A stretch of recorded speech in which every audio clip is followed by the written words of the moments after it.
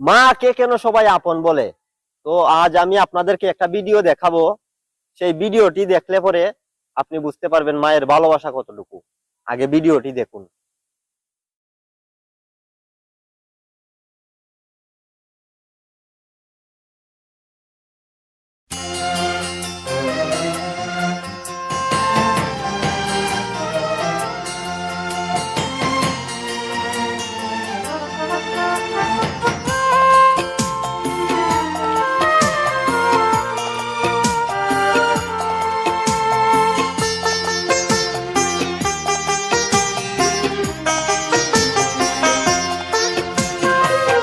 পাথরে লেখা।